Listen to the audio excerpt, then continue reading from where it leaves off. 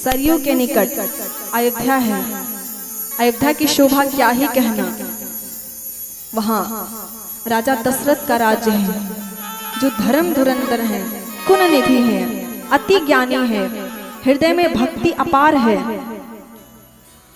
ऐसे राजा का राज्य है, दशरथ जी का राज्य है। उनकी 3 रानियां हैं, कौशल्या है, कैकेयी है, सुमित्रा है।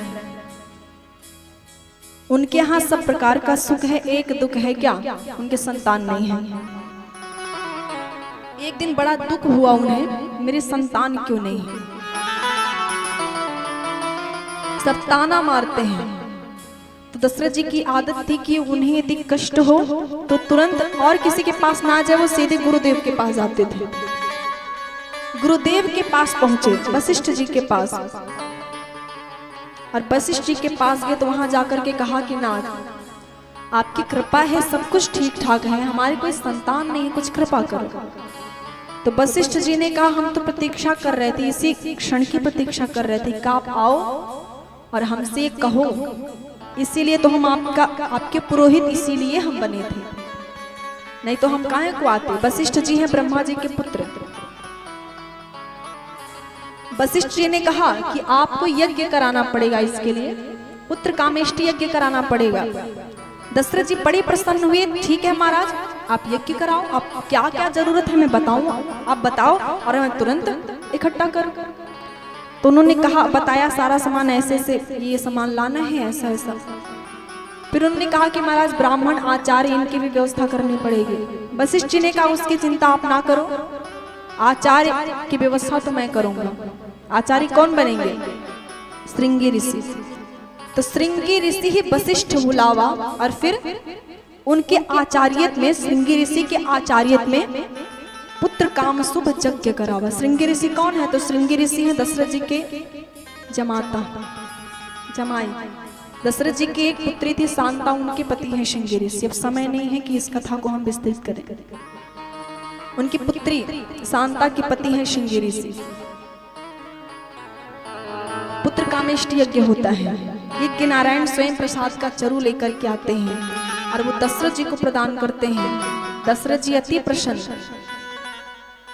यज्ञ नारायण ने वो प्रसाद दशरथ जी को नहीं बल्कि वशिष्ठ ऋषि को प्रदान किया, और वशिष्ठ ऋषि को दे करके प्रसाद उन्होंने कहा कि आपकी मनोकामना पूरी हो।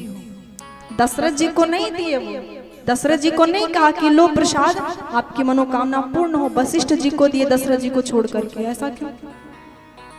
क्योंकि दशरथ जी की मनोकामना पूरी होने का वरदान दे देते तो दशरथ जी तो यही चाहते थे कि पुत्र हो और हमारे पास ही रहे। पर वशिष्ठ जी की मनोकामना क्या थी?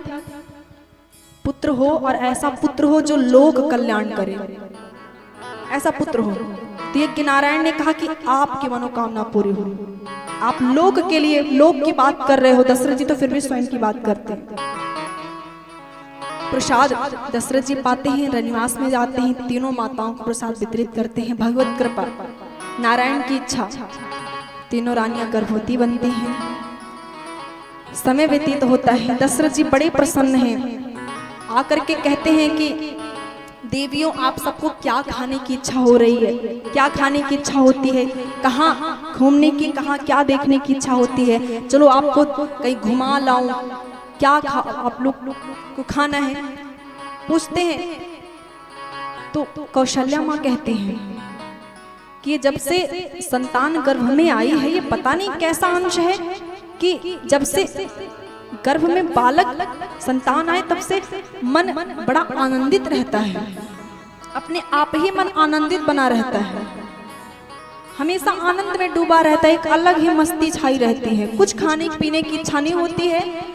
कौशल्या में कहती है, मेरी तो यही इच्छा होती है कि हर रोज संत आवे नगर में और संतों को भोजन कराया जाए, संतों को दक्षिणा दिया जाए, संतों की खूब सेवा करी जाए। अब यही इच्छा होती है, खाने पीने की कुछ इच्छा नहीं होती है। इच्छा होती है कि खूब ध्यान करे, खूब भजन करे और संतों की खूब सेवा करे। यही आता है, एक अद्भुत आनंद है। तीनों माताओं में तेज झलक रहा है। जन्म का समय आता है, चैत्र मास, शुक्ल पक्ष, चैत्र मास आता है। अब जैसे ही चैत्र मास आया, लोग को पता चला कि अब तो जन्म का समय आ गया है, प्राकट्य का समय आ गया है। तो प्रथमा तिथि, जो प्रथमा द्वितीय तृतीय ये सब तिथि होते हैं ना, तो एक एक तिथि करके राम जी के पास आ रहे। प्रथमा आती तो वो कहते हैं कि राम जी हमसे ही गिनती शुरू होता है, तो आप हमारी ही तिथि में आओ तो अच्छा है। तो द्वितीया के मुख से निकलता है कि महाराज हम भी बड़े शुभ हैं, हमारी तिथि में आप आ जाओ। तृतीया उनने कहा कि हम भी बड़े शुभ हैं, हम में भी बड़े गुण हैं, तो आप हमारी तिथि में आ जाओ। चतुर्थी उनने कहा कि महाराज हमारी ही तिथि में गणेश पूजन होता है, गणेश चतुर्थी, तो आप हमारी तिथि में आ जाओ। पंचमी उनने भी अपना गुण बताया, सबने अपना अपना गुण बताया। अष्टमी उनने कहा कि महाराज आप हमारी तिथि में आ जाओ, हमारी ही तिथि में आदि शक्ति का पूजन होता है। नवमी आई, और नवमी आई तो नवमी केवल खड़ी है, कुछ बोल नहीं रही है। राम जी ने कहा सबने अपना गुण दोष बताया, आप भी कुछ कहो। नवमी ने कहा मैं क्या कहूं, मेरे सब में गुण है, मेरे में कुछ नहीं है, मैं खाली हूँ। मुझे देखकर लोग हंसते हैं और मुझे रिक्ता कहते हैं, मुझे खाली कहते हैं, मेरे पास कुछ नहीं, कोई गुण नहीं है। बस सब लोग आए तो हम भी आ गए, खड़े हो गए, हम खाली, हमें कोई गुण नहीं है, हम खाली हैं। राम जी ने कहा तो हम खाली को ही तो भरने आए हैं, सब में गुण है, आप में कुछ नहीं है, आप खाली हो तो हम आपके तिथि में ही आएंगे, हम खाली को ही भरने आए हैं। सो नवमी का दिन है, चैत्र मास है, शुक्ल पक्ष है। राम जी ने तय किया कि हमें इसी दिन में आना है। तो सुबह के 8 बजे हैं, राम जी ने तय किया कि आज हमें प्रकट होना है। निज इच्छा निर्मित तनु, निज इच्छा से प्रकट होते हैं। तय किया कि आज जो है आना है। 8 बज रहे हैं सुबह के। आज सुबह से ही अयोध्या में बड़ी खुशियां छाई हुई हैं। संत आते हैं और संत अयोध्या के बाहर, नगर के बाहर गोल गोल चक्कर लगा रहे हैं। पशु पक्षियां खूब प्रसन्न हैं, पक्षियां चहचहा रही, गा रही हैं। सरयू जी नर्तन कर रही हैं, जहां तहां देखो खूब प्रसन्न है। देवताओं से आसमान भरा हुआ है, स्वागत करने के लिए सब आकर के फूल माला लेकर के स्वागत के लिए खड़े हैं कि भी राम जी प्रकट होने हैं। सब देव चले, महादेव चले, ले ले फूलन की हार रे, आएंगे रामा नागरिया, आएंगे रामा नागरिया। सब देव चले, सब देव चले, सब देव चले, महादेव चले, महादेव चले, ले आओ रामा नागरिया, आओ रामा नागरिया, आओ प्रभु जी नागरिया, आओ प्रभु जी नागरिया, आओ राघव जी नागरिया, आओ राघव नागरिया।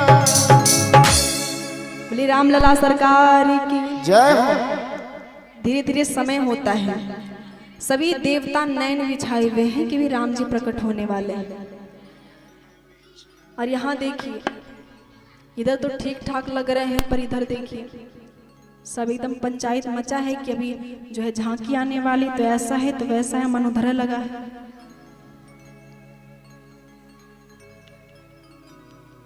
अभी ध्यान से कथा सुनिए, भी शोर ना मचाइए।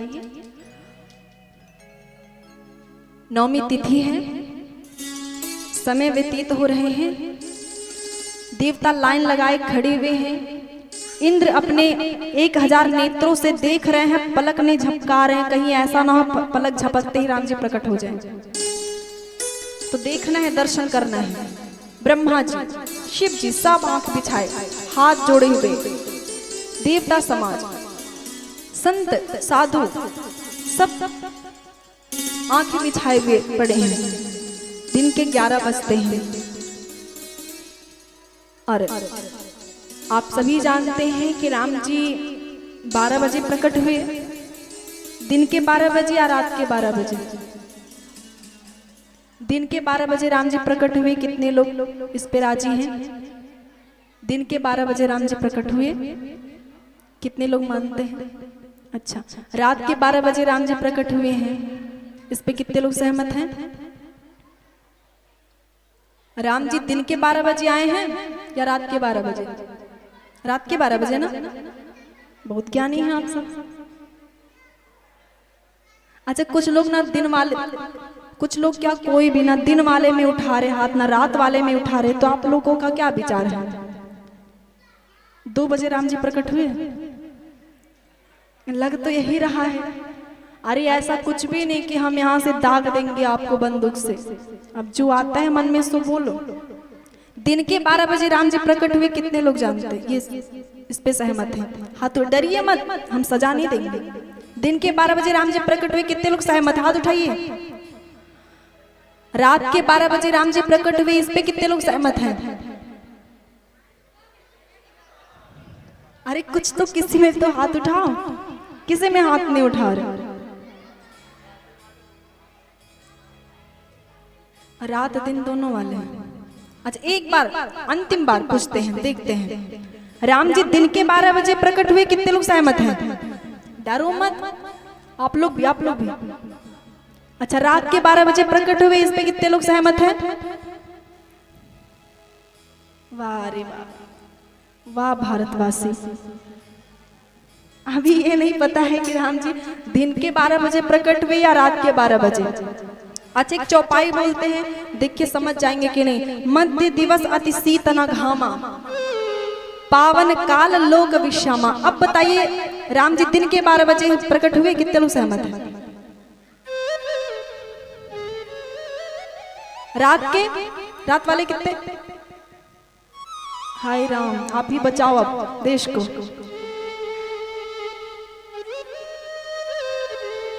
आज से ध्यान से सुन ली, जब यही नहीं पता रहेगा तो कोई मूर्ख बना के चला जाएगा। इतना तो पता रखो कम से कम। आज से इस कान से सुनो, दूसरा कान से बंद कर लो कि उड़ ना जाए।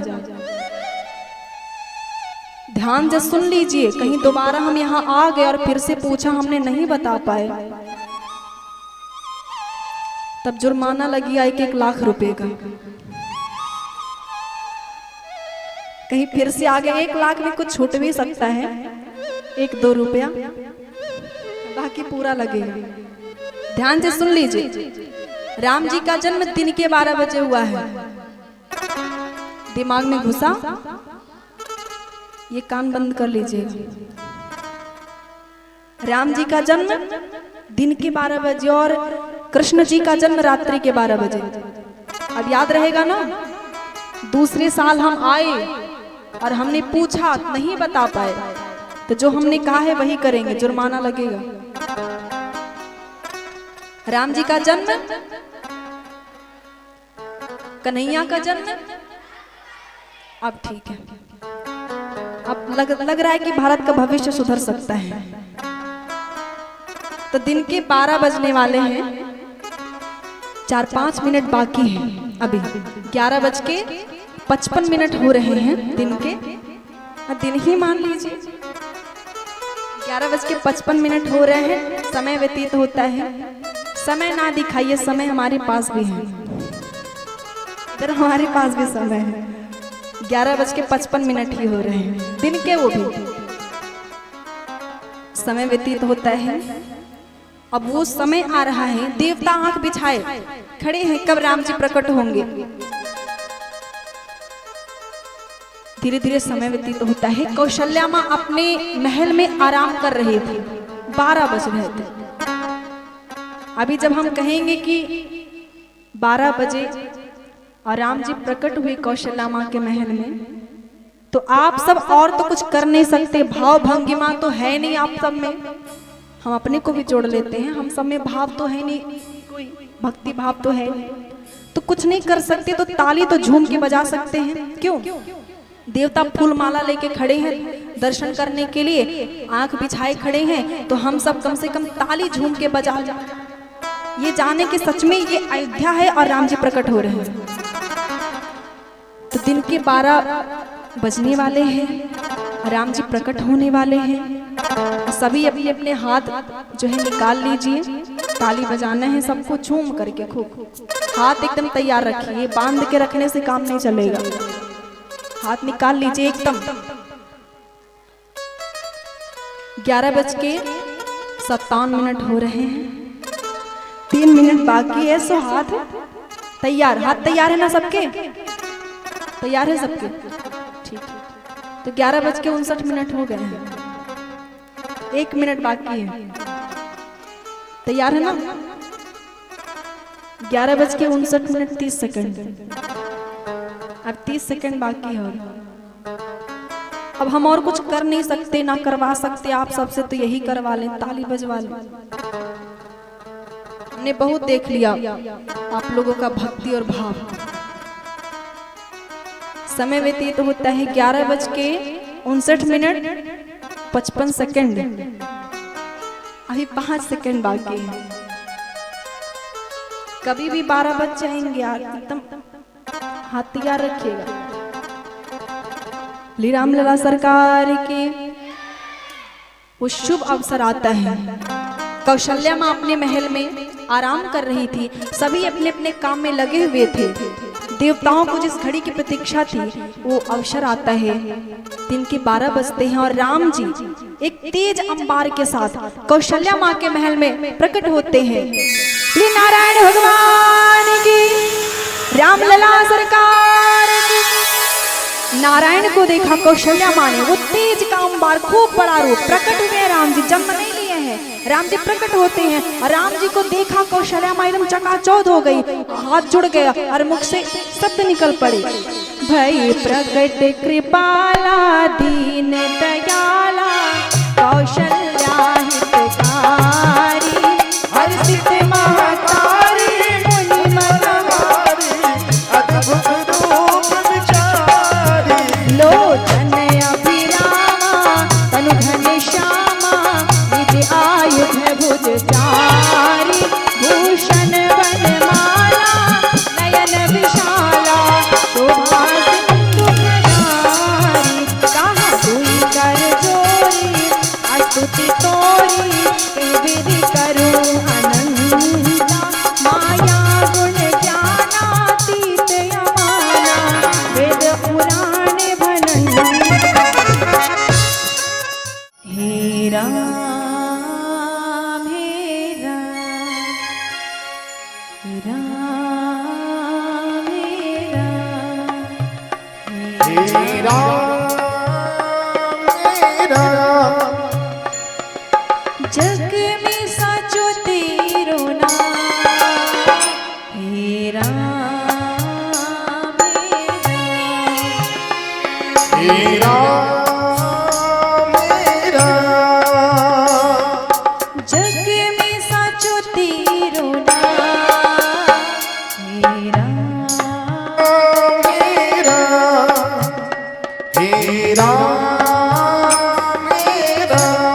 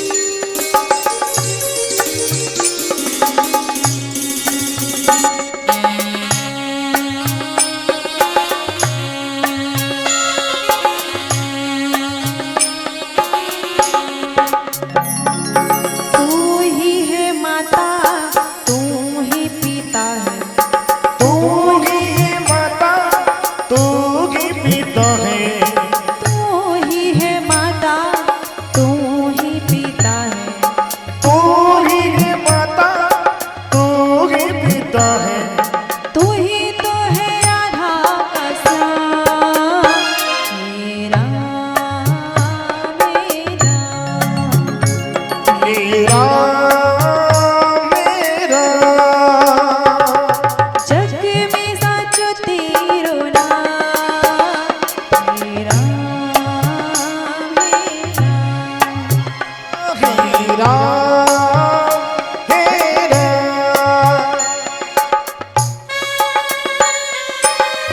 भगवान का ध्यान करते हुए ताली बजाते बड़ी भाव से श्री राजेंद्र सरकार की।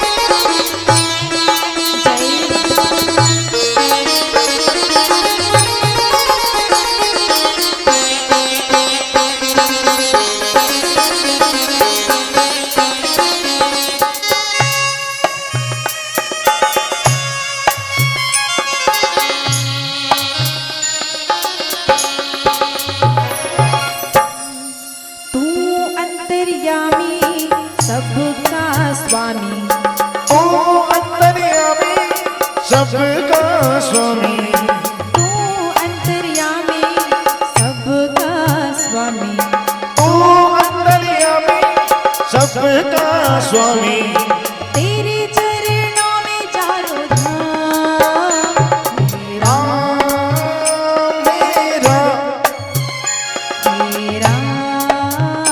मेरा जग में साचो तेरो नाम मेरा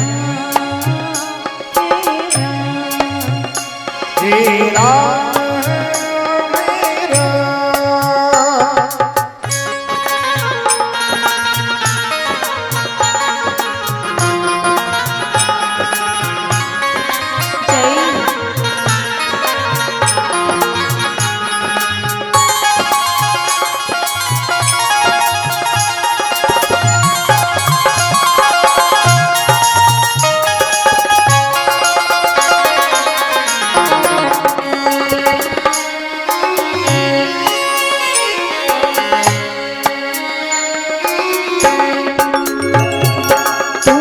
जगदाता भाग्य विधाता तू जगदाता भाग्य विधाता तू जगदाता भाग्य विधाता तू जगदाता भाग्य विधाता तू ही है राधा श्याम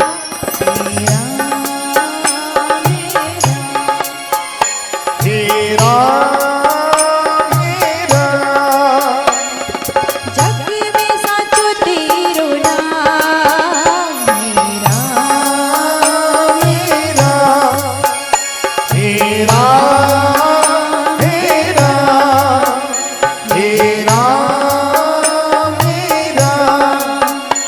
तेरा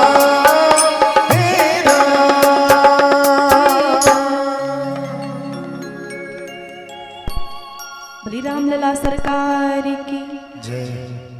हनुमान जी महाराज की। कल आपने श्रवण किया था और दर्शन भी किया था। अयोध्या में राम जी प्रकट होते हैं और कैसे प्रकट होते हैं। राम जी जन्म नहीं लिए हैं, राम जी प्रकट हुए हैं। राम जी प्रकट होते हैं, वो भी कैसे प्रकट होते हैं, अपने चतुर्भुज रूप में प्रकट होते हैं। क्या लिखा गोस्वामी जी ने, भई प्रकट कृपाला दीन दयाला कौशल्या हितकारी। प्रकट भय हैं राम जी। अच्छा, गोस्वामी जी ने प्रकट भी लिख दिया और जन्म भी लिख दिया। एक जगह प्रकट लिखा, लोग टिप्पणी करते हैं कि राम जी जन्म कैसे लिए, राम जी प्रकट हुए जन्म लिए, क्या टिप्पणी करते हैं। होता है विवाद कि भाई राम जी जन्म लिए हैं या प्रकट भय हैं। गोस्वामी जी ने जन्म लिया, राम जी ने ये भी लिख दिया, प्रकट भय राम जी ये भी लिख दिया। अब जिसको जो मानना है वो वही मान ले। उन्होंने कहा कि राम जी प्रकट भय प्रकट कृपाला, और दूसरे जगह लिख दिया दशरथ पुत्र जन्म सुनिकाना। जन्म भी लिख दिया और प्रकट भी लिख दिया। अब जिसको प्रकट मानना है वो प्रकट माने, और जिसको ये मानना है कि राम जी जन्म लिए वो जन्म माने। लोग के ऊपर छोड़ दिया, उन्होंने टिप्पणी का विषय नहीं छोड़ा। यहाँ दोनों कह दिया, जो जिसको जो मानना वो मानना। राम जी प्रकट हुए हैं चतुर्भुज रूप में। कौशल्या माँ ने देखा वो तेज कामबार, ऐसा प्रकाश हुआ जब राम जी प्रकट हुए नारायण, तो ऐसा प्रकाश हुआ कि उस प्रकाश से पूरा अयोध्या जगमगा उठा। कौशल्या माँ ने देखा तो देखते देखते हाथ जुड़ गए, स्तुति करने लगी माता। पर स्तुति करते करते उन्हें ध्यान आया कि अरे ये तो वरदान के फलस्वरूप आए हुए हैं बेटा बन करके। तब उन्होंने कहा कि राम जी एक बात बताओ, आपने वरदान दिया है, वरदान दिया आपने कि आप पुत्र बन करके आओगे, पर आप तो पिता बन करके आए हो महाराज।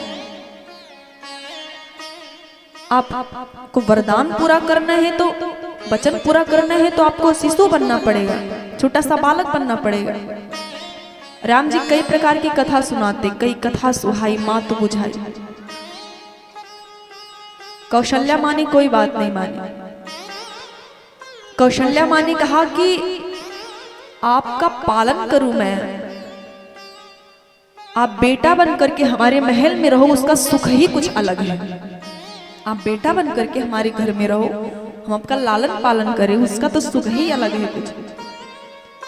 तो आप ये 4-4 हाथ लेकर के आए हो, बेटा बनकर आए हो, हंसी उड़ेगी मेरी तो कि ऐसा पुत्र प्रकट किया 4-4 हाथ वाला। किसी का ऐसा भी पुत्र होता है, ऐसा भी कोई बेटा होता है 4-4 हाथ लेके आए, हंसी होगी मेरी। राम जी ने कहा तो क्या करूं माता। माता जी ने कहा पहले तो ये हाथ गायब करो, 2 हाथ गायब करो। 4 हाथ नारायण के पास, 2 हाथ गायब करा। अब कितने बचे? 2 हाथ बचे। बोले अब छोटे हो जाओ, थोड़े से छोटे हो गए। अब जैसा जैसा माँ कहती है वैसा वैसा राम जी कर रहे हैं, जैसा जैसा माँ कह रही है। माँ आकार दे रही हैं, कौशल्या माँ आकार दे रही है नारायण को कि तुम्हें कैसा रहना है, कैसा होना है तुम्हें। अच्छा, भगवान वैसे भगवान हम सबको आकार देते हैं, इंसान को भगवान आकार देते हैं, बनाते हैं, पर आज इंसान भगवान को आकार दे रहे हैं। माता कौशल्या कहती कैसे आपको होना वो मैं बताती हूँ, थोड़े से छोटे हो जाइए। नारायण थोड़े से छोटे हो गए, माँ ने कहा और छोटे हो जाओ। नारायण और छोटे हो गए, तुमने कहा और छोटे हो जाओ, और छोटे हुए। कौशल्या माँ ने कहा ऐसे बात नहीं बनेगा, इतने छोटे हो जाओ कि मैं आपको गोद में ले लूं। बहुत छोटे हो जाओ, एकदम छोटे हो जाओ। राम जी एकदम छोटे हो गए, नारायण एकदम से छोटे हो गए, गोद में आए। और जब गोद में लिया कौशल्या माँ ने तो खिलखिला के हंस पड़े राम जी। राम जी हंस पड़े तो कौशल्या माँ ने कहा कि ऐसा भी कोई बच्चा करता है क्या? हंसता नहीं है, रोता है, रो। राम जी ने कहा रो, ये रोने से क्या होगा? कौशल्या माँ कहती है आप यदि रोगे तो भक्तों को सुख मिलेगा, आपके रोने से, आपके रोने से भक्तों को सुख मिलेगा। राम जी ने कहा मेरे रोने से भक्तों को सुख मिलेगा? बोले बिल्कुल। तो राम जी ने कहा ऐसी बात है तो मैं जरूर रोऊंगा। अब राम जी रोते नहीं हैं बल्कि रोना ठान लेते हैं। तब रोदन ठाना, प्रभु रोदन, रोया नहीं बल्कि ठान लिया रोना, रोने ही लगे। जब रोने लगे तो बाहर लोगों ने सुना, और कल आप लोगों ने श्रवण किया था, बाहर लोगों ने सुना, सब दौड़े दौड़े आए और देखा तो दौड़ी दौड़ी दशरथ जी के पास गई और फूले नहीं समारी। किस शब्द में कैसे बताऊं इनको। दासिया जा दशरथ जी के पास गई और जो ही दशरथ जी को ये खबर दिया तो दशरथ जी की क्या हालत, दौड़ के उधर जा रहे, दौड़ के कहीं उधर जा रहे, बाजा वाले के पास जा रहे, तो कहीं कुछ समझ में नहीं आ रहा है कि इधर जाए कि उधर जाए, समझ में नहीं आ रहा। बिल्कुल गले में जो माला पहना था, हार और पहना, सब निकाल निकाल के फेंकने लगे, आज सब ले जाओ। और खुद ही सोहर गाने लगे, खुद ही नाचने लगे। दशरथ पुत्र जन्म सोनिकाना, जन्म सूनि काना जन्म सूनि हो मानहु ब्रह्मानंद समाना जन्म सूनि काना हो मानहु ब्रह्मानंद समाना जन्म शून्य काना हो जाकर नाम सुनत सुख होई सुनत सुख होई सुनत सुख हो मोरे गहयावा प्रभु सोई जन्म सुनि काना मोरे आवा प्रभु सोई जन्म शून्य होई हो मोरे गहयावा प्रभु सोई सुनत सुख होई सुनत सुख होई हो। दशरथ जी ने सुना, खुद ही गाने लगी, खुद ही नाचने लगी। उनकी प्रसन्नता का क्या कहना। आज लगता नहीं कि दशरथ जी इस उम्र में हैं, लगता है कि अभी युवा हैं दशरथ जी, ऐसे नाचते हैं। जल्दी से वशिष्ठ जी को बुलवाया, पूरे समाज को बुलवाया, और जब वशिष्ठ जी आते हैं तो वशिष्ठ जी के आगे दशरथ जी हाथ जोड़ करके रोते हुए कहते हैं कि महाराज मेरे घर में वही आए हैं जिनका नाम सुनते ही सुख हो जाता है पूरी दुनिया में। जाकर नाम सुनत शुभ होई मोरे गृह आवा प्रभु सोई। क्या वही नारायण मेरे घर में आ गया? महाराज वही नारायण आ गया मेरे घर में, जिसका नाम सुनते ही सुख हो जाता है। वही नारायण मेरे घर आए हैं। चलो चलो मेरे घर आए हैं, देखोगे, चलो चलो। आंख से अश्रु बहते हैं और बार बार कहते हैं वही नारायण आए हैं गुरुदेव, वही नारायण आए हैं, बालक बनकर के आए हैं। वशिष्ठ जी को लेकर के आगे बढ़े महल की तरफ। दशरथ जी आगे आगे नहीं जा रहे हैं, आगे वशिष्ठ जी को कर दिया, प्रभु हम उनका तेज सहन नहीं कर पाएंगे, हमारा आपा खो जाएगा, आप चलो आगे आगे, हम पीछे ही चलेंगे। आगे आगे वशिष्ठ जी जा रहे। वशिष्ठ जी पहुंचे तो दशरथ जी वशिष्ठ जी के पीछे छिपे हैं। दशरथ जी वशिष्ठ जी के पीछे छिपे हैं, और जब राम जी जब महल में पहुंच के कौशल्या मां के, तो धीरे से दशरथ जी ऐसे करके देखते हैं और ऐसे करके देख के फिर छिप जाते हैं। क्या कहना सुख का। सारे समाज को लेकर के गए हैं, दर्शन कराया है, गुरुदेव को लेकर के जाते हैं। अरे गुरुदेव ही तो बताएंगे कि ब्रह्म का जन्म हुआ है कि ब्रह्म का जन्म हुआ है। बिना गुरु के कौन बताए कि किसका जन्म हुआ है। गुरुदेव के आड़ में दर्शन करते हैं। सुख का आनंद का क्या कहना। बाजे वाले आए, तब तक दो दासियां और दौड़ती हुई आई और उन्होंने कहा सावधान, हम और खुशखबरी लाए हैं और बड़ी खुशखबरी लाए हैं। दशरथ जी ने कहा जल्दी बताओ, सुनने के लिए हमारे कान तरस रहे हैं। दासियों ने कहा कि महाराज महारानी कैकेयी ने एक पुत्र को जन्म दिया है। तब तक दूसरी दासी कहती है इससे बड़ा खबर हमारा है, महारानी सुमित्रा ने 2 पुत्रों को जन्म दिया है। तो परमानंद में डूबे राजा दशरथ। परमानंद पुरी मन राजा, कहाँ बुलाई बजावा हो बाज। पाची वाले को बुलवाया जाए, बाजा बजवाया जाए। पाची वाले आए। अब तो अयोध्या में इतनी भीड़ होती है, इतनी भीड़ कि बिल्कुल यदि आप सरसों फेंक दो तो नीचे नहीं गिरना, वो सिर पे ही गिरना है।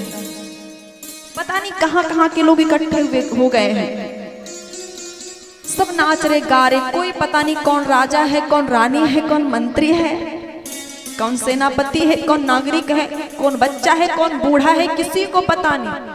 सब नाचते गाते एक माह तक। राम जी हर तरफ देख रहे, कितना खुशी छाई हुई, सब कितने प्रसन्न हैं। एक तरफ देखा चंद्रमा रो रहे थे, सब तो खुश थे, पर एक तरफ चंद्रमा रो रहे थे।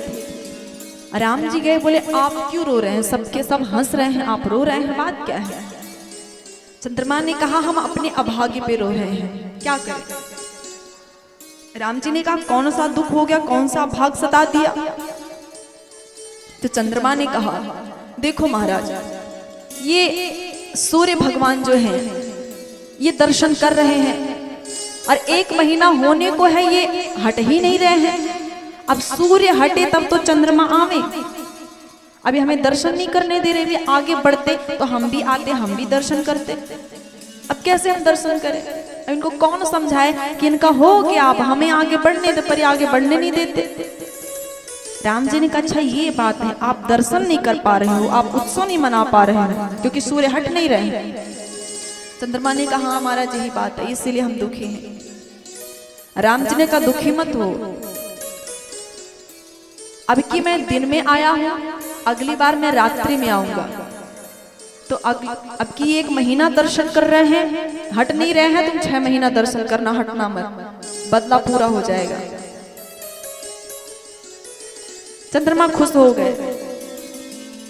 फिर उन्होंने कहा लेकिन महाराज आप कब जन्म लोगे, पता नहीं कब जन्म लोगे, तब तक क्या हम ऐसे रोए? राम जी ने कहा अच्छा ठीक है, मैं तुम्हें आशीर्वाद देता हूं कि मैं दिन में जरूर आया हूं, पर मेरे नाम के साथ आपका नाम जुड़ेगा, मेरा नाम होगा रामचंद्र, आप हमेशा मेरे नाम के साथ जुड़े रहोगे।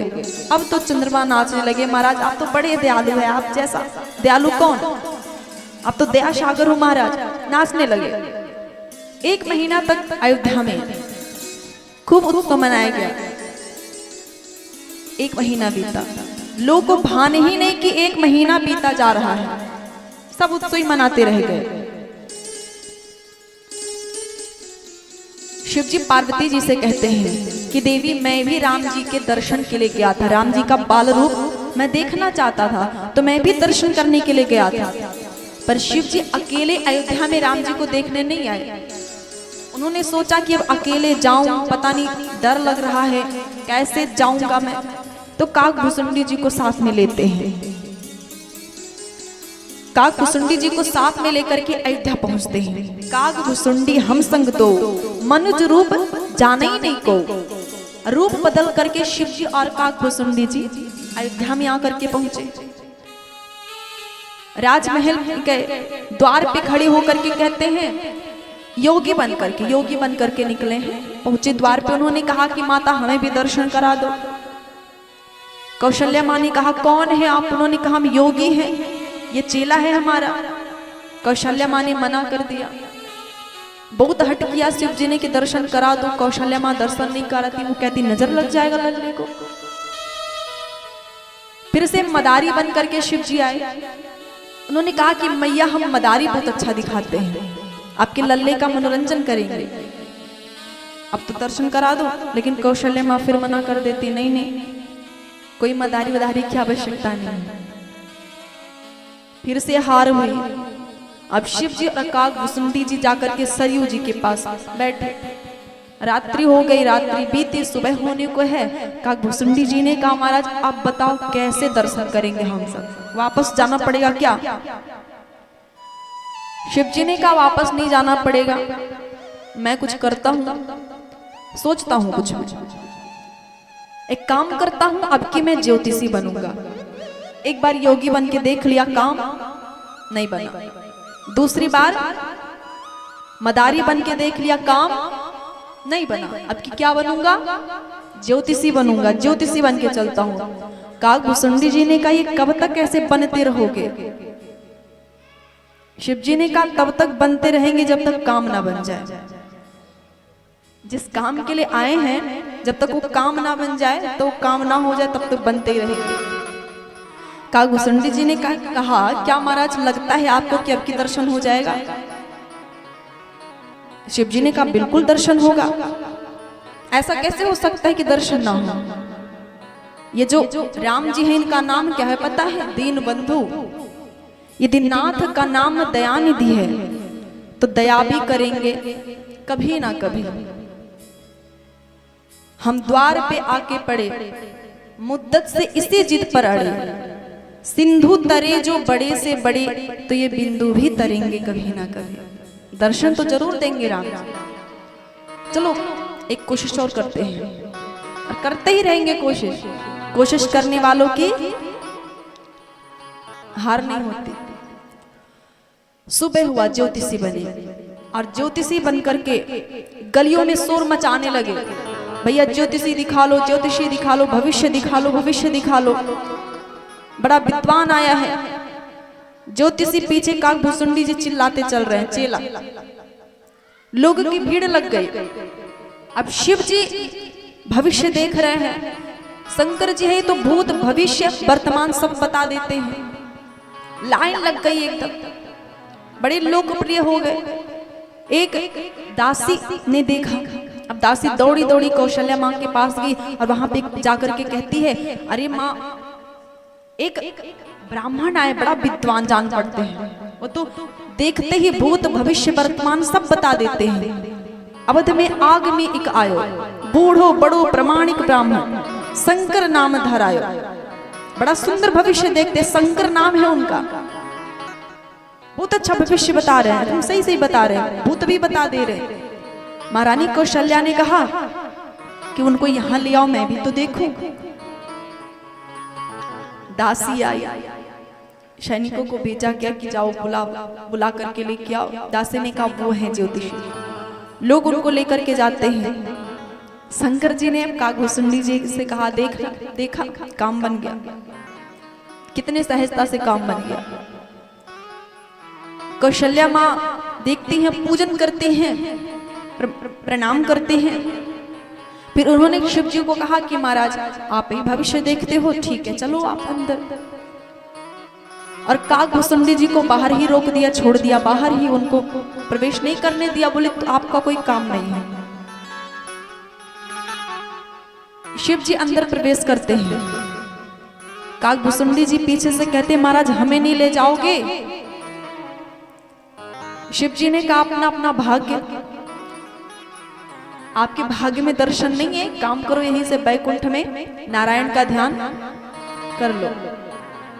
काकभुसुंडी जी ने कहा तो हमें नहीं ले चलोगे? शिव जी ने कहा अब देख ही रहे, कैसे ले चले आप?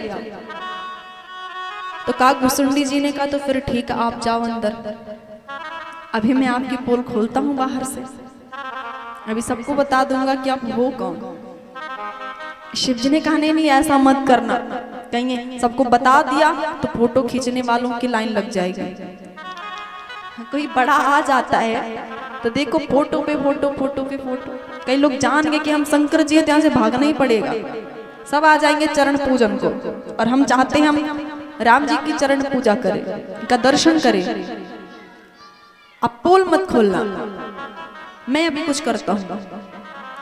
शंकर जी ने कौशल्या मैया से कहा कि माँ हम थोड़े वृद्ध हो गए हैं, हमारी आंखें कमजोर हो गई हैं, तो हमें दिखता कम है, तो हाथ की रेखाएं मैं देख नहीं पाऊंगा ऊपर से। आपका छोटा सा लल्ला है बेटा, उसकी तो रेखाएं भी उभरी नहीं होंगी, तो इसीलिए मैं अपने चेले को साथ में लेके चलता हूँ।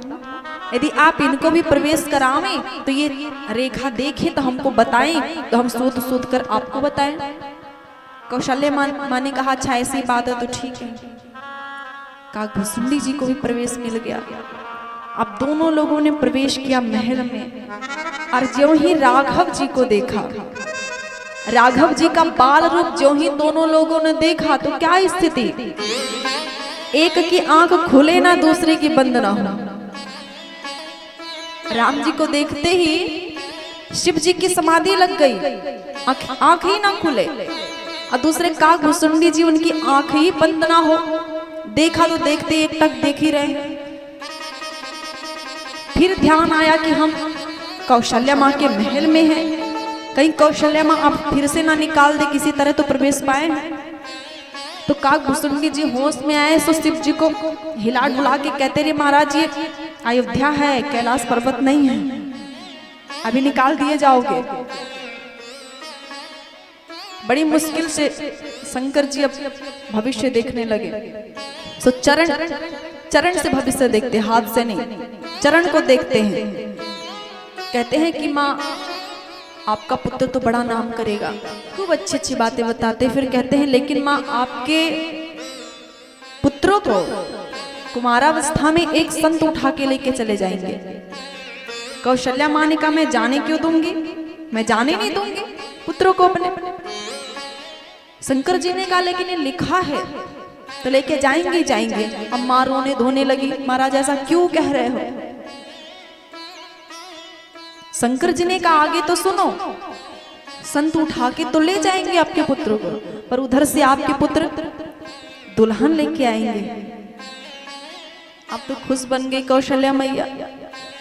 कोई भी माँ हो सुनती है बेटे के विवाह का समाचार तो बड़ी ही प्रसन्न हो जाती है, भले ही उसको लगे कि विवाह के बाद हमें दुख झेलना पड़ेगा, भले उसको पता हो, लेकिन फिर भी बड़ी सुखी हो जाती है। अगर बेटे के विवाह का समाचार माता पिता सुनते हैं तो कितना खुश हो जाते हैं, बड़े खुश बन जाते हैं कि विवाह है बेटे का। तो कौशल्या मैया ने कहा महाराज इतना सुंदर भविष्य, और बताओ और बताओ। इतना सुंदर भविष्य तो आज तक किसी ने बताया ही नहीं था। दुल्हन लेके आएंगे पुत्र, विवाह होगा मेरे पुत्रों का। शंकर जी आगे भविष्य बताने को हुए कि देवी कुछ ही दिवस बाद राजा भी बनने वाले हो जाएंगे, राज्याभिषेक का भी निर्णय आ जाएगा। अब आगे बोलने ही वाले थे तब तक राम जी ने हाथ बढ़ाया सो जटा का बाल खींच लिया। शंकर जी ने नीचे देखा, शिव जी ने महाराज क्या कर रहे हो। राम जी ने कहा कि आगे मत बोलना, अभी आपने कहा कि संत उठा के लेके चले जाएंगे तो माँ की ये हालत हो गई। ये बता दिया कि 14 वर्ष के लिए वन में चले जाएंगे, तब क्या होगा, आगे मत बोलना। शंकर जी वहीं चुप हो गए। कहा कि सब अच्छा अच्छा है माता। बहुत देर तक वहां निवास करते हैं, दर्शन करते हैं, भोजन प्रसाद ग्रहण करते हैं, दर्शन करते हैं, फिर विदा लेते हैं और कैलाश पर्वत पे आकर के पहुंचते हैं। और कैलाश पर्वत पे आकर के पहुंचे हैं तो जैसे ही पहुंचे पार्वती मैया ने देखा तो जोर से हंस पड़ी। देख करके शंकर जी को देख करके जोर से हंस पड़ी। शंकर जी ने कहा आप हंस क्यों रही देवी। पार्वती जी ने कहा अच्छा ये बताओ आपको महल तक किसने पहुंचाया है, कितना कितना पापड़ आपने बेला है, फिर किस तरह आप महल में पहुंचे हैं, किसने पहुंचाया है। शंकर जी ने कहा एक दासी ने पहुंचाया। पार्वती जी ने कहा वो दासी नहीं, वो मैं थी। मैंने देखा कि आप परेशान बहुत ज्यादा हो रहे हो तो मैंने सोचा मैं चलो कुछ करती हूँ। सो मैं वो दासी बन करके गई और समाचार दिया मैंने, फिर आप वहां पे पधारे। जोर से हंसे। ये जो प्रसंग है रामचरितमानस का, ये बड़ा सुंदर प्रसंग है और किसी भक्त ने इस प्रसंग को एक शब्दों में भी पिरोया है। सुंदर भजन के माध्यम से भी श्रवण करेंगे। आज अयोध्या की गलियों में नाच जोगी मतवाला। आज अयोध्या की गलियों में नाच जोगी मतवाला। आज अयोध्या की गलियों में नाच जोगी मतवाला। अलख निरंजन खड़ा पुकारे देखूंगा दशरथ लाला। अलख निरंजन खड़ा पुकारे देखूंगा दशरथ लाला। ओम नमः शिवाय, हरि ओम नमः शिवाय। ओम नमः शिवाय, हरि ओम नमः शिवाय।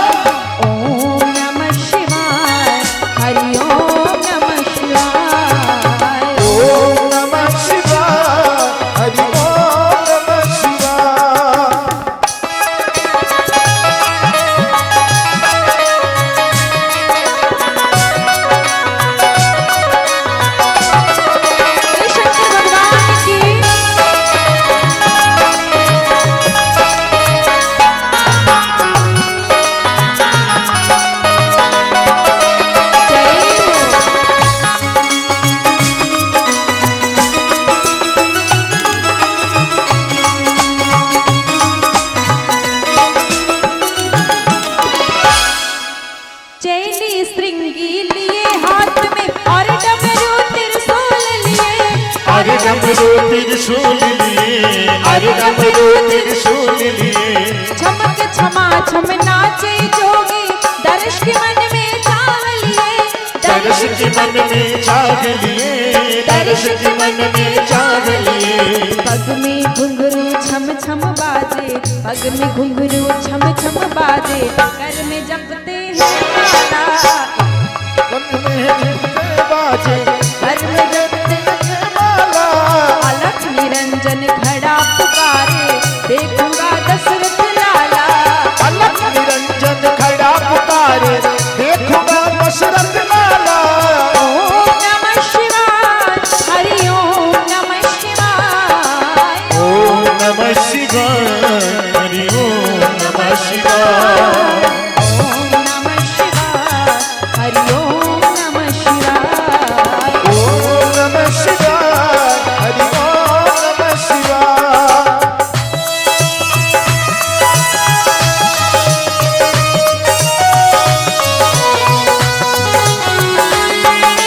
जय हो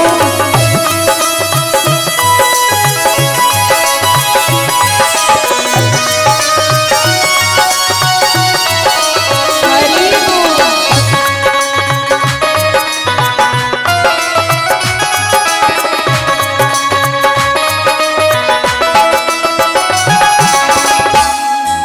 रूप देख कर बोली मैया, लाला को ना दिखलावे, लाला को न दिखलावे, लाला को न दिखलावे। ऐसे ऐसे वेश देख कर मेरा लाला डर जावे, मेरा लाला डर जावे, मेरा लाला डर जावे। गल में सर्पों की है माला, गल में सर्पों की है माला, पहने हैं मृग का छाला। कल में सर्पों की है माला, पहने है मृग का छाला। अलख निरंजन खड़ा पुकारे, देखूंगा दशरथ लाला। अलख निरंजन खड़ा पुकारे, देखूंगा दशरथ लाला। ओम नमः शिवाय, हरि ओम नमः शिवाय, ओम नमः शिवाय, हरि ओम नमः शिवाय। ओम नमः शिवाय, हरि ओम नमः शिवाय। ओम नमः शिवाय, हरि ओम नमः शिवाय।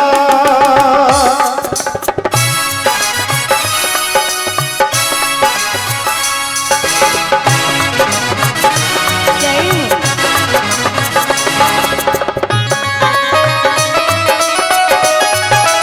हरि बोल। जय हो।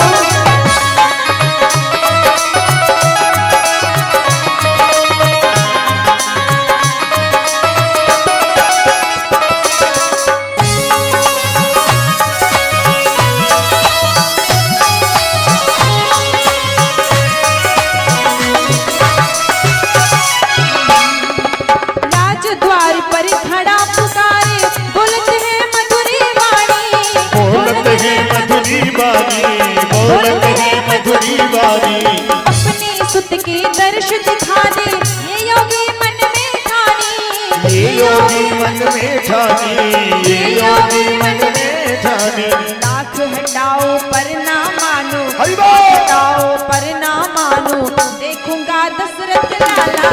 लाख हजारों करना मानो, देखूंगा दशरथ लाला। अलख निरंजन खड़ा पुकारे, देखूंगा दशरथ लाला। अलग निरंजन खड़ा पुकारे, देखूंगा दशरथ लाला।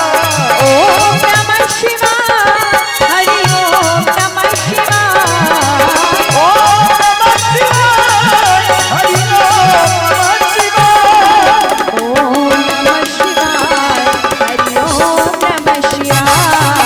ओम नमः शिवाय, हरि ओम नमः शिवाय। ओम नमः शिवाय, हरि ओम नमः शिवाय। हरि ओम नमः शिवाय, हरि ओम नमः शिवाय। श्री रामलला सरकार की जय। चारों कुमार धीरे धीरे बड़े हो रहे हैं, एक एक दिन व्यतीत हो रहा है। दशरथ जी को लगा कि अब नामकरण करना चाहिए पुत्रों का। अच्छा, ये चारों बालक हैं कैसे, स्वभाव इनका कैसा है?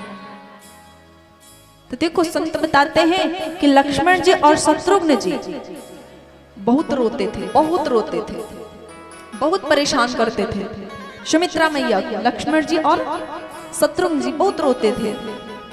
एक दिन कौशल्या मैया ने कहा कि बहन, ये तुम्हारे पुत्र रोते बहुत ज्यादा हैं और दो हैं, तुम परेशान हो जाती हो। एक काम करो, लक्ष्मण को हमें दे दो, हम थोड़ी देर संभालें।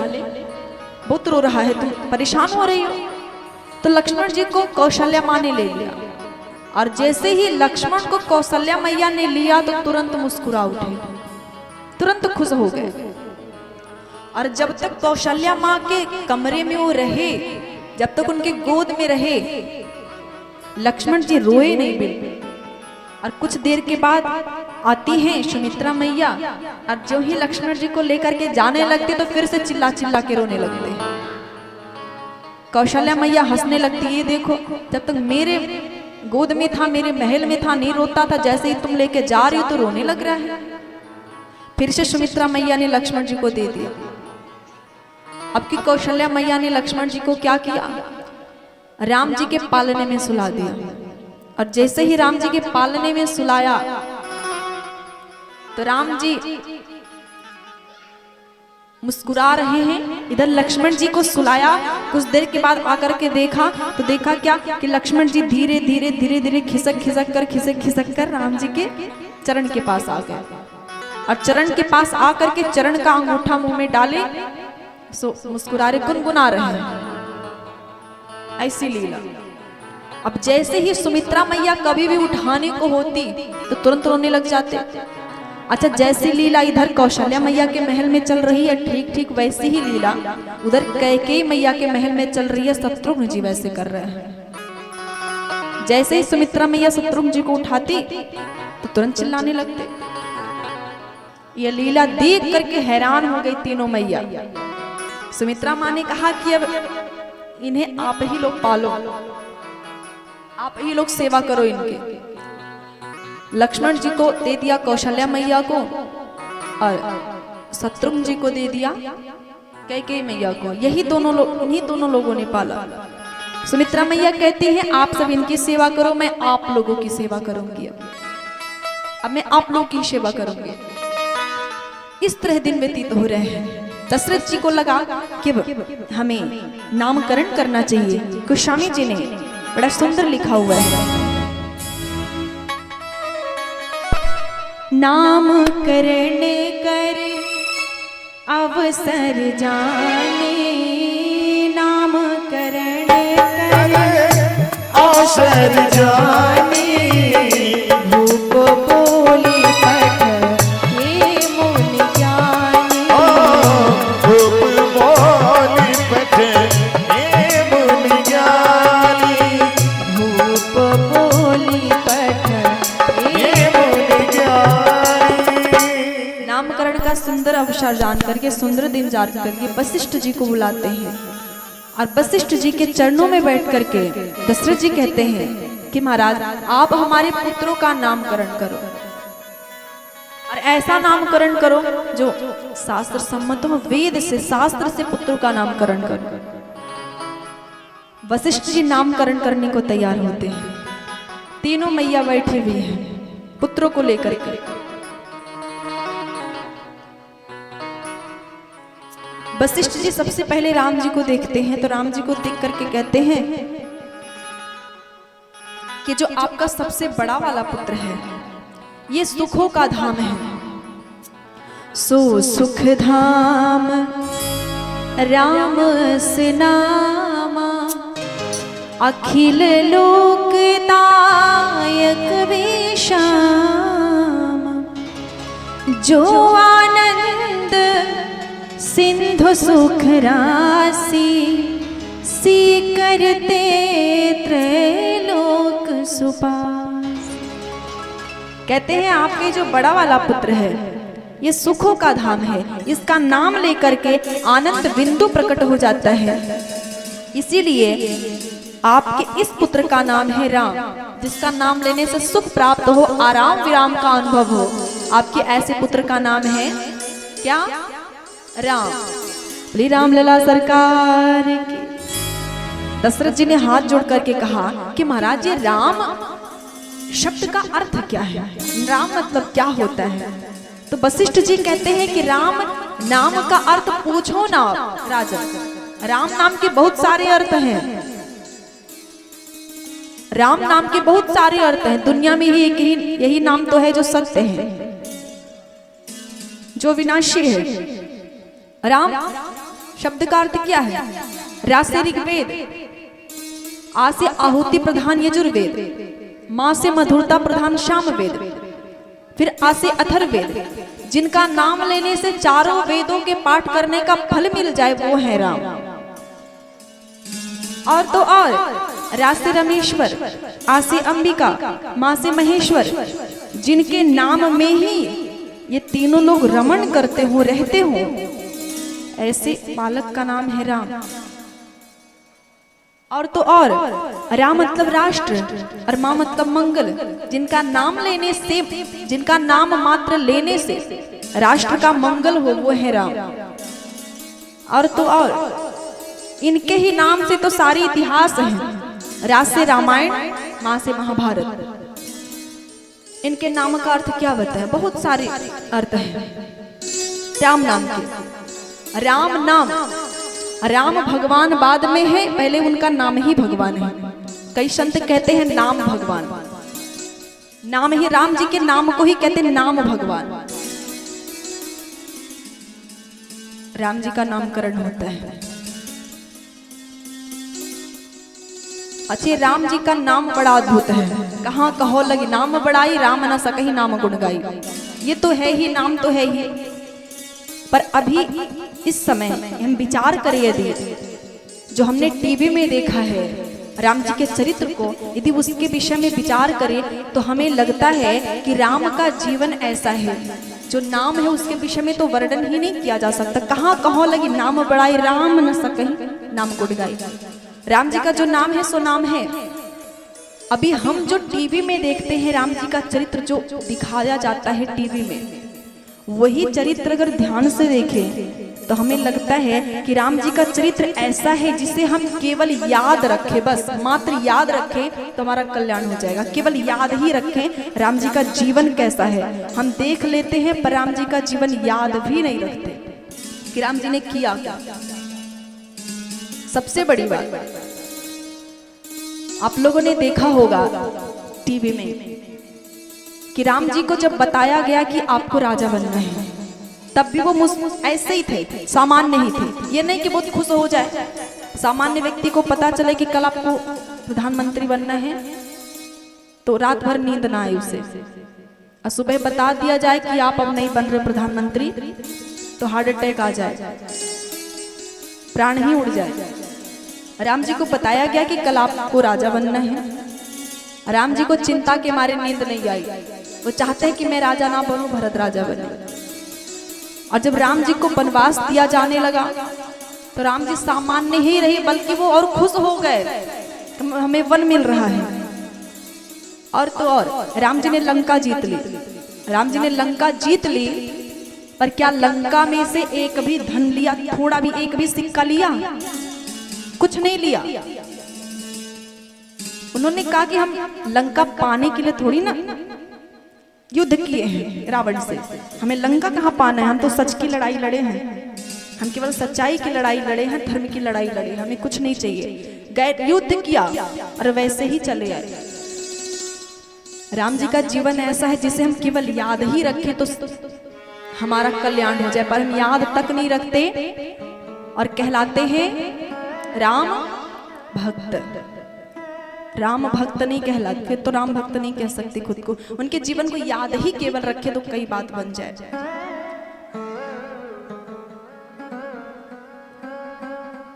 व्यक्ति का सबसे प्यारा चीज है गुटखा, सबसे प्यारा तंबाकू, तंबाकू और गुटखा सबसे प्यारा चीज है। यदि राम जी के लिए हफ्ते में 2 दिन तंबाकू गुटखा छोड़ सकते हैं तो मैं मान लूंगी कि आप राम भक्त हैं। अब इसके ना सोचिए कि चैलेंज दे रही हैं। यदि हफ्ते में 2 दिन गुटखा ना खाओ तो हम मान लेंगे कि हाँ राम भक्त हैं, वरना राम भक्त कहलाना बंद कर दो। गुटखा से बड़ा बड़ा पतन हो रहा है देश का, इसलिए हम बार बार कहते हैं इसके विषय में। गुटखा और मांस मदिरा ये सब बहुत पतन हो रहा है देश का, बहुत ज्यादा पतन हो रहा है। राम बड़ा अद्भुत चरित्र है, राम बड़ा अद्भुत जीवन है। राम को भगवान ना मानो, केवल इंसान मानकर ही उनके कर्म को देख करके एक भी कर्म अपना लो, एक भी कर्म अपना लो उनका। राम जी क्या करते थे? सुबह उठ करके माता पिता को प्रणाम करते थे। राम का नाम, राम का जीवन केवल याद रखें तो बहुत कुछ हो सकता है। आगे वशिष्ठ जी जो हैं वो भरत जी को देखते हैं और भरत जी को देख करके कहते हैं कि आपका ये जो पुत्र है इसका नाम लेके दुनिया का भरण पोषण होगा, इसीलिए आपके इस पुत्र का नाम हम रखते हैं भरत। गोस्वामी जी ने लिखा है, विश्व भरण पोषण कर जोई, विश्व भरण पोषण कर जोई, ताकर नाम भरत अस होई, ताकर नाम भरत अस होई, विश्व भरण पोषण कर जोई, विश्व भरण पोषण कर जोई। वशिष्ठ जी कहते हैं, गोस्वामी जी ने लिखा है, विश्व भरण पोषण कर जोई, ताकर नाम भरत असोई, जिसका नाम लेने से दुनिया का भरण पोषण हो, आपके ऐसे पुत्र का नाम है भरत। ले भरतलाल जी महाराज की। अब खाली इस लाइन को सुन भी ना लो, इस पे थोड़ा विचार भी करो, इस पे थोड़ा विचार भी करिए।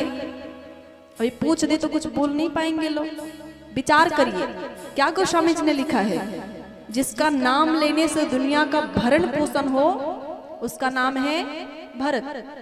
पर भरत जी ने कभी किसी को दान तो नहीं दिया, उन्होंने कभी भरण पोषण किया तो नहीं। घर में जो पिता होता है उसको भरण पोषण वाला मुखिया कहा जाता है, वो परिवार का भरण पोषण करता है। पर भरत जी ने तो कभी भरण पोषण नहीं किया, वो तो जीवन भर केवल राम जी के चरणों से लगे रहे, है ना? ऐसा है कि नहीं? भरत जी ने कभी ना दान दिया, ना किसी की सेवा करी। राम जी को छोड़ करके वो किसी पे ध्यान ही नहीं देते थे, देखते ही नहीं थे। फिर ऐसा कैसे कह दिया कि जो विश्व का भरण पोषण करी वो है भरत? फिर तो ये गलत बात हो गई ना, सही है कि नहीं? देखो तो गोबर गणेश, सही बात है कि नहीं? थोड़ा तो मुंडे लाओ कि हाँ सही बात है। भरत जी ने कभी दान वान नहीं दिया, फिर भी उन्हें कहा जाता भरण पोषण करें, गलत बात है ये तो। एक बार किसी ने सवाल किया कि भरत जी तो भरण पोषण का काम कभी किए नहीं, भरत जी राम जी को छोड़ करके और किसी को देखते ही नहीं थे, उनके चरणों से ही लगे रहते थे, फिर उन्हें भरण पोषण वाला क्यों कहा जाता है? इसलिए कहा जाता है क्योंकि जरूरी नहीं जो अन्न से भरण पोषण करे वही पालन करता कहा जाएगा। वो अन्न से, भरत जी ने अन्न से कभी भरण पोषण नहीं किया, अन्न किसी को नहीं दिया, पर प्रेम से भरण पोषण किया। कभी भाई भाई की बात आती है, प्रेम की बात आती है, तो सबसे पहले भरत जी का नाम आता है।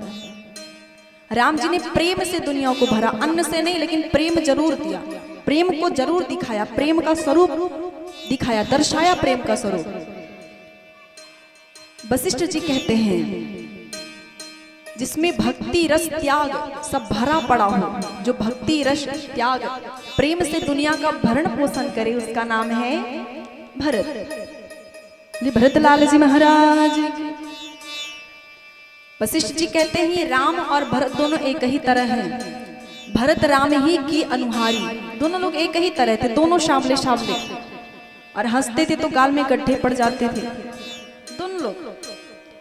एक बार कौशल्या मैया ने राम जी को और भरत जी को एक पालने में सुला दिया। अब कुछ समय के बाद आई तो देखा तो पहचान ही नहीं पा रही कौन राम जी है कौन भरत जी है।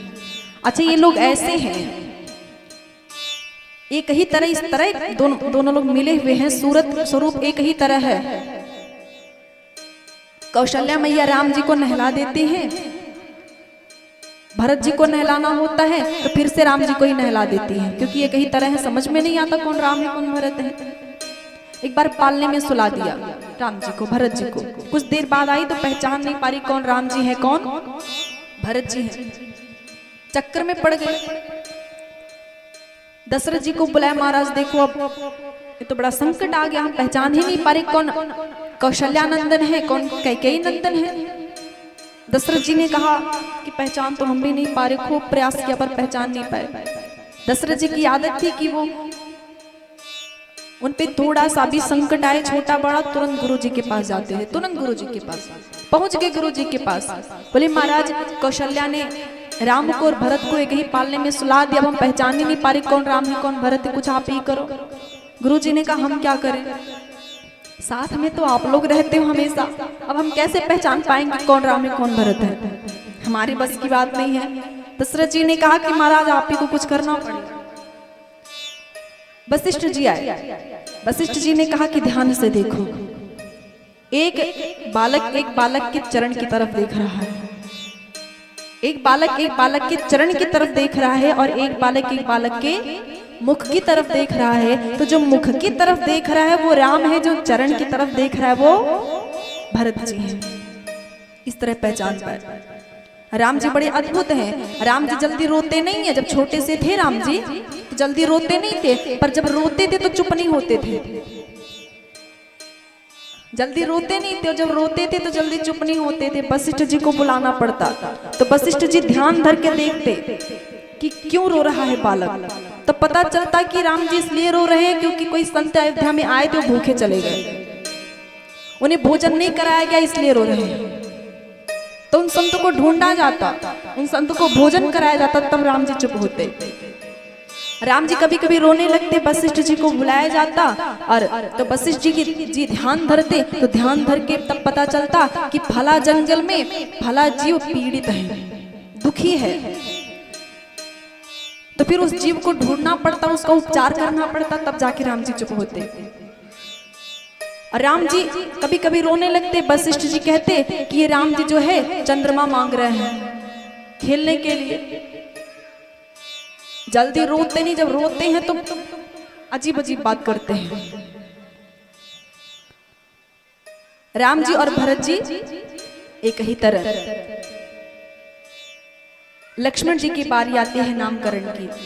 लक्ष्मण जी को देखते हैं वशिष्ठ जी तो कहते हैं कि आपका ये जो बालक है ये तमाम लक्षणों का भंडार है, राम का अनुगामी है और परम उदार है, इसीलिए आपके इस पुत्र का नाम है लक्ष्मण।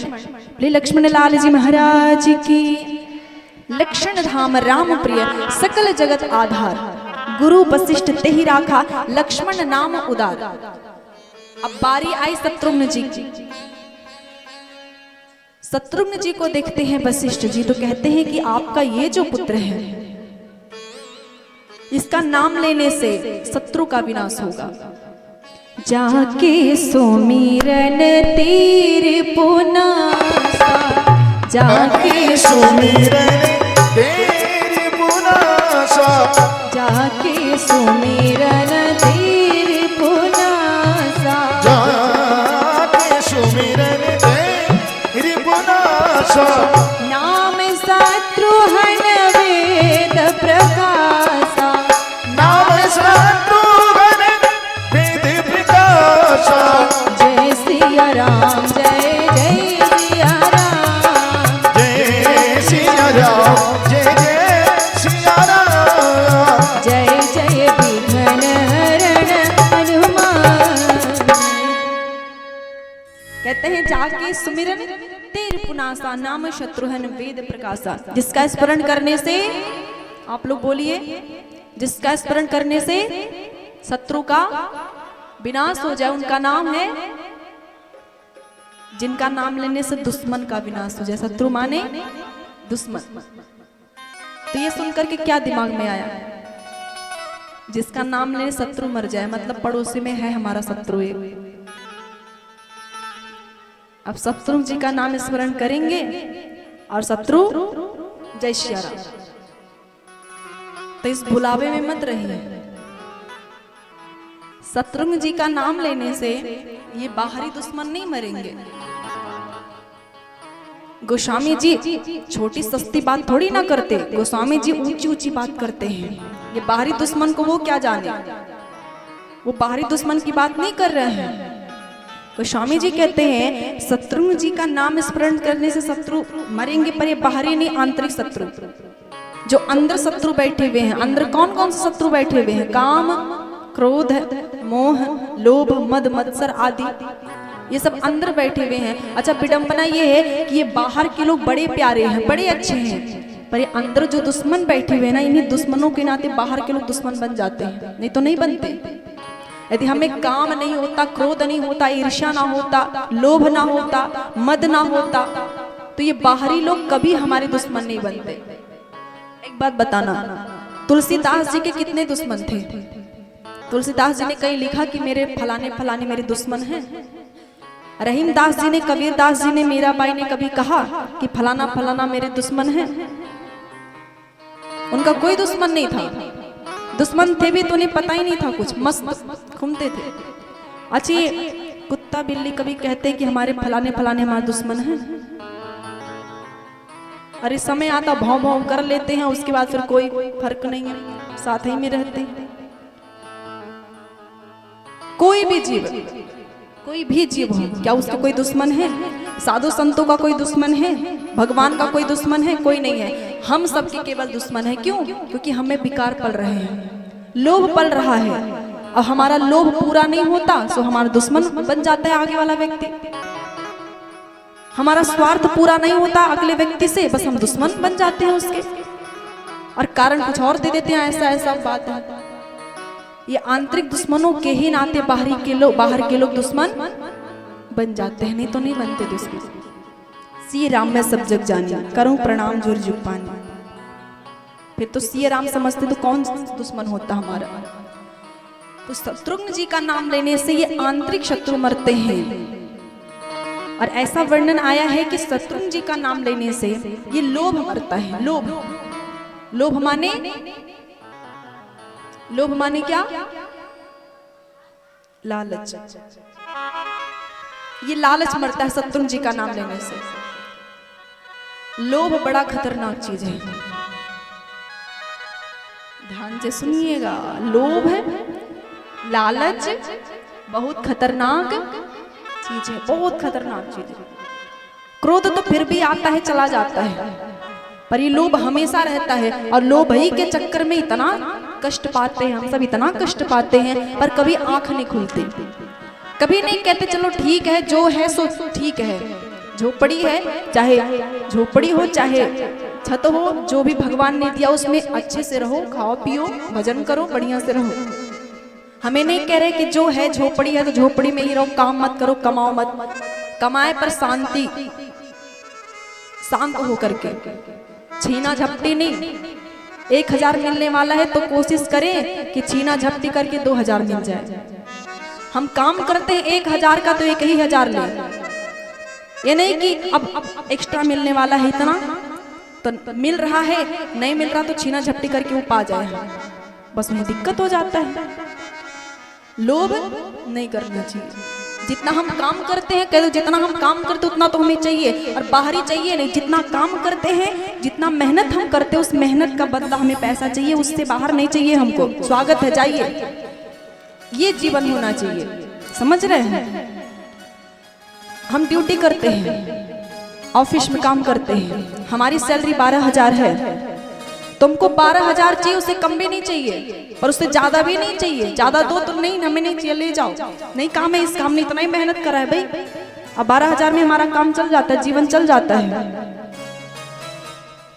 12,000 में मिलता है उससे ज्यादा लेने की कोशिश करें तो वहीं से दुख शुरू हो जाता है। जितना मिलता है उससे उसी में खुश रहो। जहीं विधि राखे राम वहीं विधि रहिए। जैसा भी हो, जो मिले सो मिले। मन को फैलाया, लोभ को यदि थोड़ा भी समय दिया ना तो कष्ट तुरंत देगा, छोड़ेगा नहीं बिल्कुल। लोभ यदि हम में है तो हम कभी सुखी रह नहीं सकते। गारंटी के साथ में कहती हूँ, कभी सुख नहीं रह सकते अगर लोभ है। लोभ विवेक को मार देता है, लालच विवेक को मार देता है। जितना काम करो उतना ही पैसा लो। समझ में आ रही बात? ऐसा नहीं कि हम यहाँ से केवल बोल रहे हैं, इसको केवल सुन लेना है, जीवन में नहीं उतारना है। सुन भी लेना है, जीवन में भी उतारना है। जितना हम मेहनत करें हमें उतना ही चाहिए, उससे एक्स्ट्रा नहीं चाहिए। मिले भी तो नहीं चाहिए, जितना मेहनत करते उतना ही चाहिए बस। लोभ को बढ़ाएंगे और मिल जाए और मिल जाए और मिल जाए, विचार करेंगे तो बड़ा कष्ट पाएंगे। ये खोपड़ी जो है, आप सोचो कि कितना धन पा जावे कि खोपड़ी भर जाए, तो खोपड़ी कभी भरने वाली नहीं है। साइकिल मिल जाए तो मोटरसाइकिल की इच्छा, मोटरसाइकिल मिल जाए तो 4 व्हीलर की इच्छा, 4 व्हीलर मिल जाए एरोप्लेन की इच्छा, एरोप्लेन मिल जाए प्रधानमंत्री बनने की इच्छा। कभी भरने वाला नहीं है। प्रधानमंत्री बन जाए तब भगवान बनने की इच्छा, भगवान बन जाए, कभी मन भरने वाला नहीं है। एक बार एक भिखारी भीख मांग रहा था सड़क पे। नारद जी महाराज ने देखा।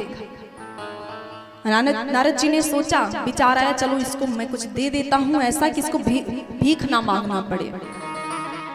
तो उनने कहा कि अच्छा तुम्हें कितना धन मिल जाए कि तुम भीख मांगना बंद कर दोगे। उस व्यक्ति ने कहा कि महाराज हमारी एक छोटी सी टोकरी है, अब रोज अठन्नी चवन्नी मिलता है तो इससे काम चल नहीं पाते। यदि आप टोकरी मेरी भर जाए धन से तो जीवन मेरा बीत जाए, फिर मैं कुछ नहीं मांगूंगा। नारद जी ने कहा कि हम हैं संत, हमारे पास कुछ है नहीं, लेकिन हाँ कुबेर जी से हमारा संपर्क है, हम वहां भेज सकते हैं आपको। हम कॉल करके कह दे रहे हैं, जाओ वहां ले लो। सूचना दे दिया नारद जी ने। ये टोकरी लेके अपनी भिखारी कुबेर जी के यहाँ पहुंचा। वहां गया तो कुबेर जी ने अपने सैनिकों से कहा कि इसकी टोकरी भर दी जाए। सैनिक लेकर के आए और उठा करके डाला टोकरी में। अभी टोकरी भरी नहीं थी। फिर से लेके आए, टोकरी में धरा पर टोकरी अभी नहीं भरी। बोले और ज्यादा लेके आओ। तो 8-10 लोग बड़े से बर्तन में भर करके लेके आए और सब उसमें डाल दिया तो भी टोकरी नहीं भरी। आधा से ज्यादा खजाना कुबेर का खाली हो गया पर टोकरी नहीं भरी। सैनिक घबरा गए, इंद्र जी को बुला करके लेके आए, कुबेर जी को बुला करके लेके आए। बोले महाराज जी खजाना तो खाली होने को है, टोकरी नहीं भर रही, क्या करें? कुबेर जी ने कहा पागल हो रहे हो, संत ने कहा है, हमसे फोन करके उन्होंने कहा कि टोकरी भरना चाहिए, टोकरी तो भरना ही पड़ेगा। कुबेर जी चले गए, खजाना देखा ही नहीं उन्होंने कि देख कितना खाली हो गया। सैनिकों ने कहा आपको भरना तो पड़ेगा ही। फिर से ला करके टोकरी में भरने लगे पर टोकरी नहीं भरा। कुबेर का खजाना खाली हो गया पर टोकरी। कुबेर जी को सैनिकों ने बुलाया। बोली महाराज टोकरी तो नहीं भरी। बोले और तब तो इसमें और धन इसमें डालो। सैनिकों ने कहा खजाना खाली हो गया, अब कहां से लाए? अब खजाने में है ही नहीं कुछ। कुबेर जी चौंके, ये कैसा व्यक्ति है, कैसे टोकरी है इसकी? नारद जी को बुलाया गया। नारद जी को पूरा बात बताया कि महाराज कैसे कैसे लोगों को भेज देते हो, देखो तो खजाना खाली हो गया, टोकरी नहीं भरी। नारद जी भी चक्कर में पड़ गए, टोकरी को हाथ में लिया, देखा इधर उधर करके, व्यक्ति को देखा, कुछ समझ में ही ना आए, ये माया भी नहीं लग रहा है। टोकरी को बड़े ध्यान से देख रहे हैं। अच्छा टोकरी को उल्टा करके देखा, और जब टोकरी को उल्टा करके देखा तो क्या पता चला कि ये टोकरी है ही नहीं, ये है मनुष्य की खोपड़ी। जिसे कुबेर का खजाना भी मिल जाए तो भरने वाला नहीं है। ये सही बात है, अपने पे करके देख लो। क्या कभी आज तक आपको लगा कि अच्छा बस अब नहीं कमाएंगे? कभी लगा? कभी नहीं लगता कि अब नहीं कमाना है, अब जितना है हमारे पास वो काफी है, कभी ऐसा नहीं लगता। और इसी के फलस्वरूप तो हम दुख पाते हैं, बस इसी के फलस्वरूप। हमने भी कहा ना, ये चीज धारण कर लो कि हमारा 12,000 सैलरी है तो हमको 12,000 ही चाहिए, कम भी नहीं चाहिए, ज्यादा भी नहीं चाहिए, क्योंकि हम गृहस्थ हैं, कपड़े तो पहनने ही होते हैं, कपड़े पहनने हैं, कंघी खरीदना है, शैम्पू खरीदना है, तेल खरीदना है, पैसे तो लगेंगे भाई। घर है, वहां पे चावल दाल लाना है, खाना पीना है, तो पैसे तो लगेंगे भाई। पैसे से बिना कैसे काम चलने वाला है? तो हम बार बार वही बात कह रहे हैं कि हमारी जितनी सैलरी है हमको उतना ही चाहिए, ना कम चाहिए ना ज्यादा चाहिए। पर उसमें से हमें जब जब सैलरी पानी है तो हमें कुछ गरीबों को दान जरूर देना है, परोपकार जरूर करना है, ये करना चाहिए। 12,000 सैलरी है तो उसमें से 500 1,000 किसी गरीब को दे दो, उपकार कर दो। जब देखो जो उपकार पाने लायक है, जो गरीब है, तब तो फायदा हो, तब तो सुखी रह पाओ। सुखी होने का यदि कोई तरीका है तो यही सब तरीका है, बाकी और कोई तरीका नहीं है। श्री राघवेंद्र सरकार की, शत्रुघ्न जी महाराज की। चारों बालकों का नामकरण पूरा होता है, चारों बालकों को पालने में सुला दिया जाता है, सुंदर उत्सव मनता है नामकरण के बाद, पालने में सुला दिया जाता है। रह रह के वशिष्ठ जी राम जी की छवि देखते, राम जी मुस्कुरा रहे हैं और राम जी को देख करके निहाल बन जाते हैं। वशिष्ठ जी, कौशल्या माँ, नजर नहीं हटती राम जी के ऊपर से, निहाल हो जाते हैं राम जी को देख के। अभी लड्डू गोपाल को आप ले आइए, छोटे से भगवान होते हैं ना, मिलते हैं, खरीद के लाते हैं, लोग पूजा करते हैं। अभी लड्डू गोपाल को ले आइए, उनको श्रृंगार करा दीजिए, स्नान करा के श्रृंगार करा दीजिए, फिर उनको ध्यान से देखिए तो इतने प्यारे लगते हैं कि नजर नहीं हटती है कि नहीं? ऐसा छोटे जो लड्डू गोपाल होते हैं, श्रृंगार करा तो फिर उनको दर्शन करो तो मन नहीं भरता, देखते ही रह जाओ, देखते ही रह जाओ। बिल्कुल मूर्ति में ऐसा होता है, तो जब सही सही के रहे होंगे तब कैसा लग रहा होगा? जब मूर्ति में वो इतने सुंदर लगते हैं तो वास्तव में कितने सुंदर होंगे। तेरी मंद मंद मुस्कनिया पे, तेरी मंद मंद मुस्कनिया पे बलिहार राघव जी, बलिहार राघव जी। तेरी मंद मंद मुस्कनिया पे बलिहार राघव जी, बलिहार राघव जी। तेरी मंद मंद मुस्कनिया पे बलिहार राघव जी, बलिहार राघव जी, बलिहार राघव जी, बलिहार राघव जी।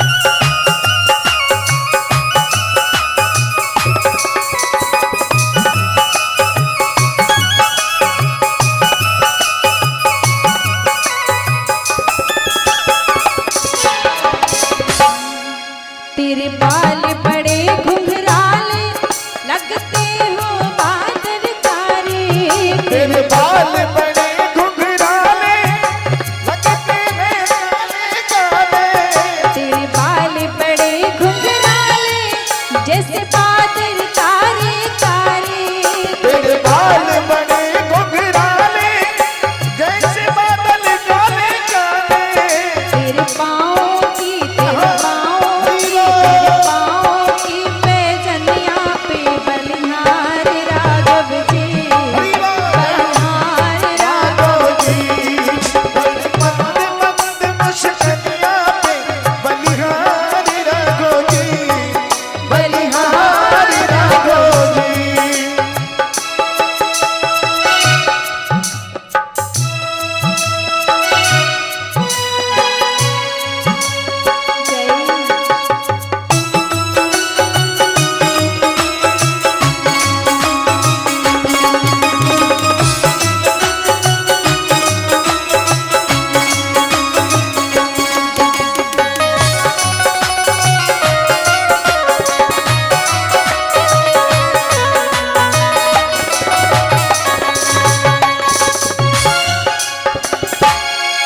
तेरे संग में सिया कुमारी लगती है प्यारी प्यारी, तेरे संग में सिया सुकुमारी लगती है प्यारी प्यारी।